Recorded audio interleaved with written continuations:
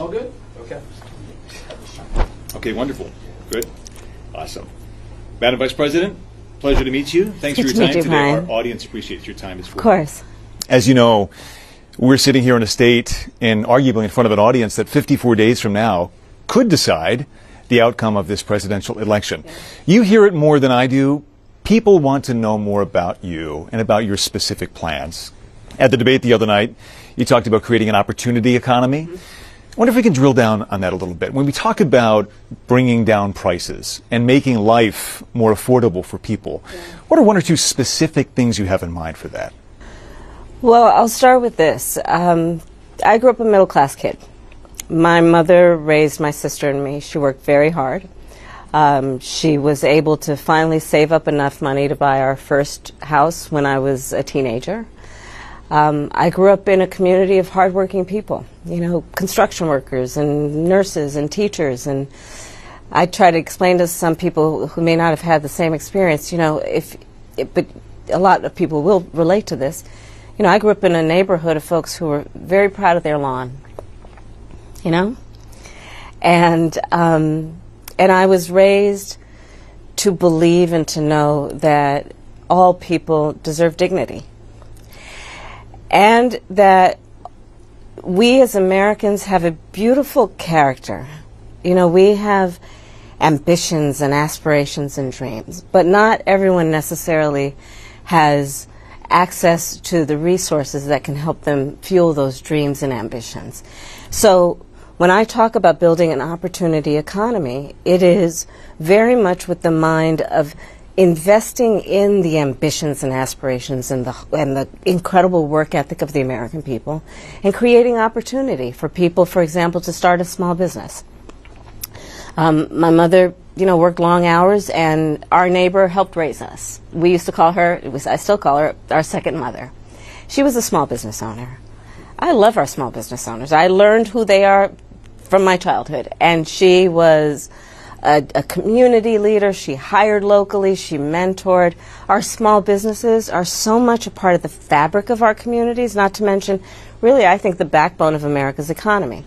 So my opportunity economy plan includes giving startups a $50,000 tax deduction to start their small business. It used to be $5,000. Nobody can start a small business with $5,000. But investing in people's innovative ideas and giving them the ability to go for it.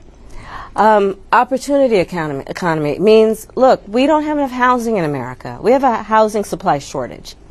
And what that means, in particular for so many younger Americans, the American dream is elusive. It's just actually not attainable.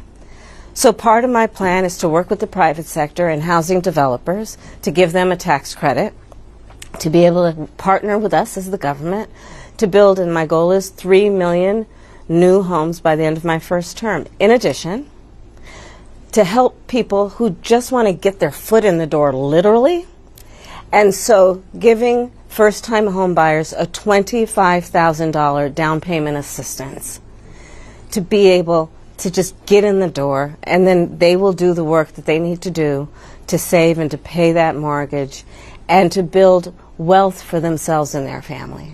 These are some examples of what I mean when I talk about an opportunity economy, and a lot of it has to do with just the community I was raised in and the people that I admired, who work hard, you know, and deserve to have, you know, their dreams fulfilled because they're prepared to work for it. You talked at the debate and at previous appearances about turning the page on the past, and in fact here today in Johnstown you're talking about a new way forward. Yeah.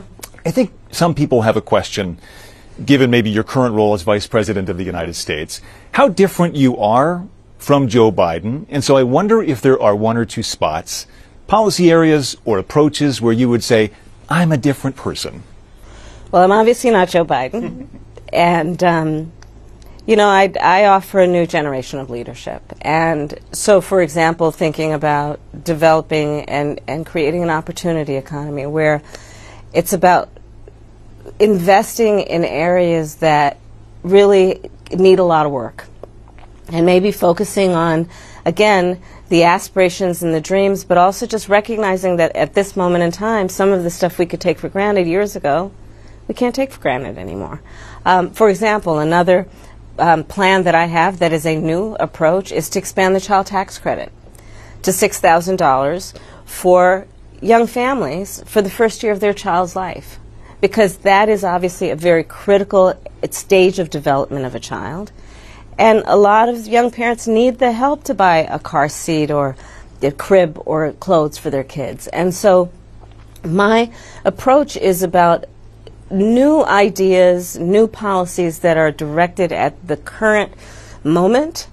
And also, to be very honest with you, my focus is very much in what we need to do over the next 10, 20 years to catch up to the 21st century around, again, capacity, but also challenges.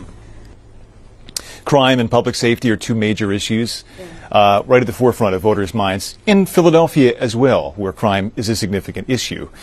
When we talk about crime, the conversation turns to gun safety as well. And I think you actually probably caught a lot of people off guard, maybe a bit by surprise in the debate the other night when you mentioned that you are a gun owner. I know you said it in 2019 as well. I want to talk about your values on this issue. When it comes to gun ownership, where do you draw the line in America on gun ownership and gun use? Well, like you said, Brian, I am a gun owner, and Tim Walz, my running mate, is also a gun owner. We're not taking anybody's guns away. I support the Second Amendment, and I support reasonable gun safety laws. Part of my approach to this is I was a career prosecutor for most of my career. I have personally prosecuted homicide cases.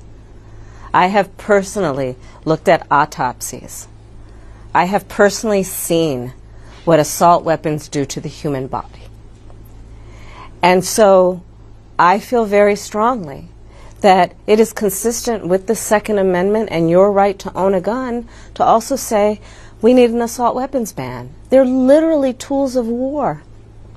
They were literally designed to kill a lot of human beings quickly.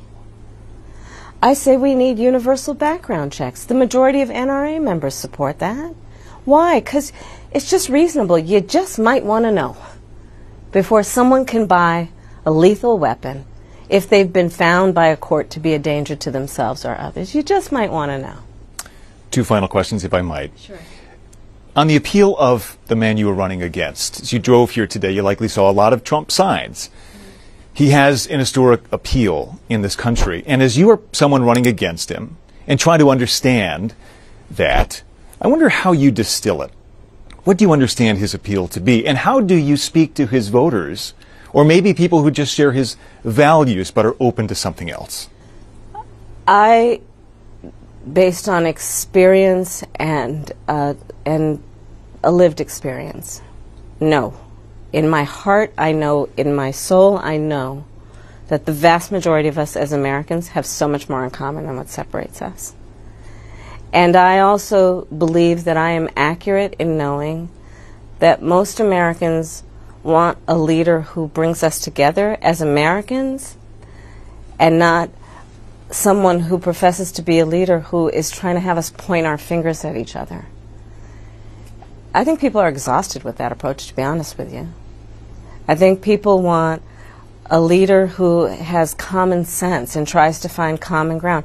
I'm supported by over 200 Republicans who worked for both Presidents Bush, John McCain, and Mitt Romney. I'm supported by the former Vice President Dick Cheney, former Congress member Liz Cheney. And I think people are more willing now, in light of the hate and division that we see coming out of Donald Trump, to say, hey, let's put country first. And I think that just makes us stronger and more healthy as a country. To say, look, we can all debate our differences around, various policies, but let's stop with the division. Like, enough of that. Let's bring everybody together. And finally, as you introduce yourself to America in a new way, they've heard much of your story at the Democratic National Convention and in that debate earlier this week. If there's one thing that you wish Americans knew about who Kamala Harris is that you don't think they know yet, what would that be? I don't know. I mean, Probably, it's not very different from anybody watching right now. I love my family. One of my favorite things that I lately have not been able to do is Sunday family dinner. I love to cook. I have incredible friends. My best friend from kindergarten is still my best friend. I think that, I mean, I have a career that really, and I said it the other day, you know, as a career prosecutor, I never asked a victim of crime, were they a Republican or a Democrat. The only thing I ever asked them is, are you okay? And I think that's the approach that most Americans want, regardless of who they voted for in the last election, in terms of turning the page and charting a new way forward.